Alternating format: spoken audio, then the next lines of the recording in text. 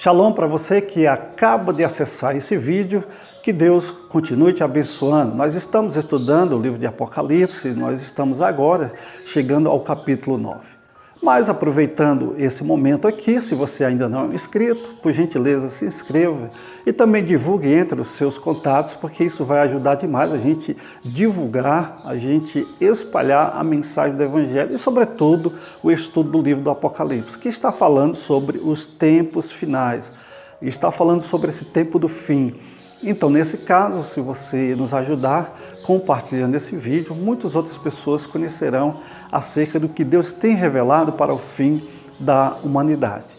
Nós estamos estudando os juízos das 7 trombetas, que começaram lá no capítulo 8, nós estamos agora começando o capítulo 9, e já percebemos até aqui que as 4 primeiras trombetas dizem respeito à natureza. A primeira trombeta você deve ter na lembrança de que Deus atinge diretamente a terra com o fogo. 1/3 da vegetação de todo o planeta Terra será consumido. E em seguida, a segunda trombeta, quando ela é tocada, vai atingir diretamente o mar. 1/3 de toda a vida marítima, juntamente com 1/3 das embarcações, serão exterminados. E logo em seguida, a terceira trombeta, nós temos que quando o anjo toca essa terceira trombeta, o juízo de Deus virá agora sobre as águas potáveis. É uma espécie de absinto, uma rocha chamada absinto, que é uma espécie de veneno, estará contaminando toda a água potável da face da terra, e então 1/3 da população mundial estará perecendo devido à contaminação dessas águas. E aí passamos para a quarta trombeta, quando o Senhor fará soar esse juízo será executado através do soar da trombeta do 4º anjo, e o próprio universo será atingido. Então, o Sol, a Lua, as estrelas, os planetas de maneira geral serão atingidos. Então fica comigo, porque nós vamos te explicar passo a passo, versículo após versículos, esses eventos que acabei de mencionar para vocês. Vamos à nossa vinheta e em seguida vamos ao estudo.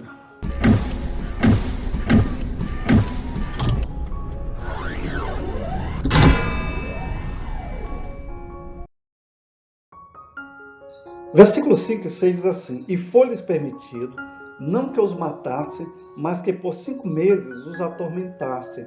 E o seu tormento era semelhante ao tormento do escorpião quando fere o homem. Naqueles dias os homens buscarão a morte, e de modo algum a acharão. E desejarão morrer, e a morte fugirá deles. Que tormento tremendo é esse que virá sobre a humanidade. Preste atenção, se você está nos acompanhando nesses estudos, e se você ainda não é um cristão, entregue a sua vida a Cristo e você não terá que passar por esse juízo que há de vir com certeza sobre a humanidade. Vamos entender essa figura de linguagem agora. Agora fica bem evidente aí que não se trata de gafanhotos no sentido literal. Não tem como ser seres como gafanhotos, literalmente falando, pois esses insetos não podem ter ferrões como o de escorpiões em sua cauda, né? Os gafanhotos que nós conhecemos não têm ferrões. As criaturas desse exército, veja que não devoram as plantações, elas não são direcionadas às plantações, mas eles têm permissão para atacar os homens, para causar dores intensas aos homens. E a humanidade vai estar realmente apavorada com tudo isso. É claro que aqueles que aceitaram Jesus Cristo estarão, de certa maneira, protegidos, como na praga do Egito, que não atingiu o povo de Deus. Então Deus, durante a tribulação, para aqueles que estiverem na tribulação, que se converterem durante o período da tribulação, nós cremos nisso, porque com o arrebatamento da igreja, muitos acordarão para o fato de que o anticristo está aí, que as profecias bíblicas são reais. E eles negarão a marca da besta e, evidentemente, serão perseguidos.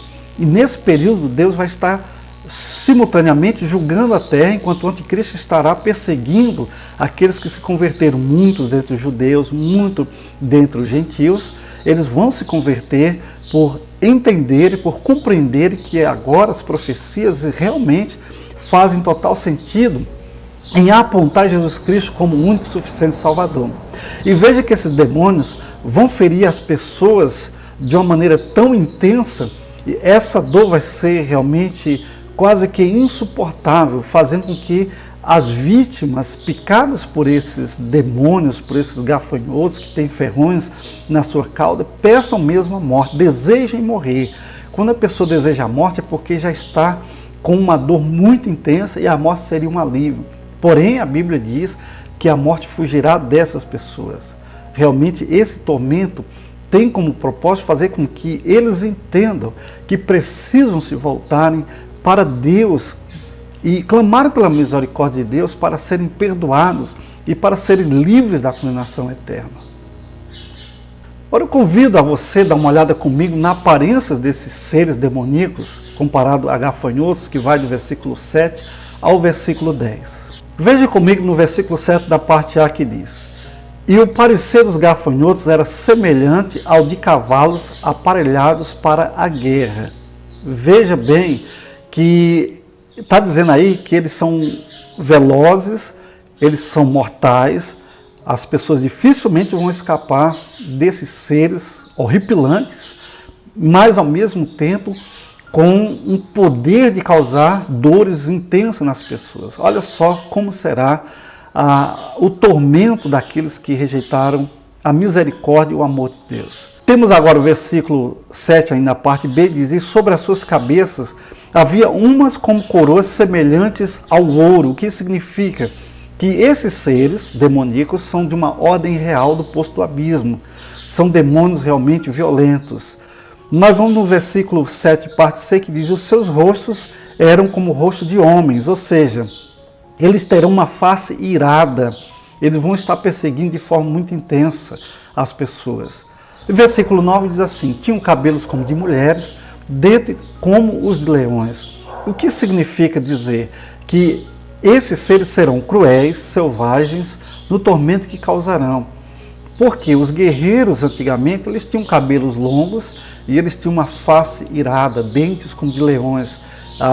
Há na história de alguns guerreiros que eles cerravam os dentes para que tivessem um aspecto afiados e causasse temor para com os seus adversários. E diz também que eles tinham coraças como de ferro, ou seja, eles serão imunes a qualquer destruição pessoal.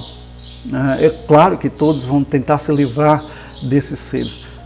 Parecidos com gafanhotos, novamente eu repito, a linguagem aqui nos faz crer que são seres demoníacos que agora se materializaram nessa forma aí bem horrenda mesmo, para atormentar com os barulhos que fazem de suas asas, parecendo animais ferozes. São esse tipo de feras mesmo, causando tormento para a humanidade sem Deus. Olha o que diz o versículo 9: E o ruído das suas asas era como o ruído de carros, de muitos cavalos que correm no combate.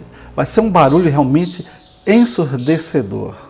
E o versículo 10 diz: Tinham caudas com ferrões, semelhantes às caudas dos escorpiões, e nas suas caudas estava o seu poder para fazer dano aos homens por 5 meses. Imagina, se fossem 5 semanas já teria sido algo terrível. Imagina 5 meses com esses demônios aí atacando as pessoas. Quando a gente reclama de muitas muriçocas que há e a gente fica meio perturbado. Agora imagina esses seres com esse poder de causarem tanta dor, dores intensas, a ponto da humanidade desejar a própria morte. E versículo 11 diz: E tinham sobre si como rei o anjo do abismo. Em hebraico era o seu nome Abaddon e em grego Apolion. Por isso que esse anjo, a estrela que cai do céu à terra, é seguramente o próprio Satanás, que agora vem com toda a fúria para destruir o máximo de pessoas. Afinal de contas, ele veio para matar, roubar e destruir. Agora percebam comigo que os verdadeiros gafanhotos não têm um rei. Provérbios 30, 27 vai dizer isso. Mas este exército segue as regras de Satanás. da crueldade de Satanás, o anjo do poço do abismo. O seu nome significa exatamente destruidor, que em hebraico é Abaddon e em grego Apolião. E em João 10:10, Jesus Cristo disse: o ladrão vem somente para roubar, para matar e destruir. Os verdadeiros gafanhotos destroem tudo, mas esse exército tortura apenas e tão somente aqueles que não pertencem ao Senhor, Deus Todo-Poderoso.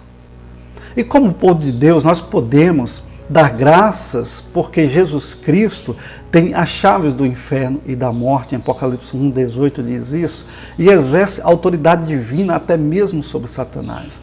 Deus tem seu cronograma para todos esses acontecimentos que estão desenrolando aqui diante dos nossos olhos através da revelação do Apocalipse. E nada acontecerá cedo demais, nem tarde demais. Será dentro do cronograma de Deus, dentro do tempo de Deus. Pedro vai escrever dizendo que Deus não retarda a sua justiça ou o seu retorno, mas ele é longânimo, está dando tempo para que as pessoas se arrependam. E mesmo na tribulação, ainda haverá oportunidade para o arrependimento, ainda haverá oportunidade para voltarem para Deus, ainda haverá oportunidade para dizer não às obras de Satanás e sim às obras de Deus. Eu te convido a entregar a vida a Cristo. E se você, meu irmão, minha irmã, está assistindo, está acompanhando esses estudos aqui, mas não está bem firme na palavra de Deus, eu aconselho você a se voltar inteiramente para esse Deus. Volta para a casa do Pai. Volta para os braços de Cristo, se dedica, se santifica, porque o tempo do fim está perto. E versículo 2 diz: passado é já um ai, e eis que depois disso vem ainda 2 ais. Shalom, até a próxima oportunidade.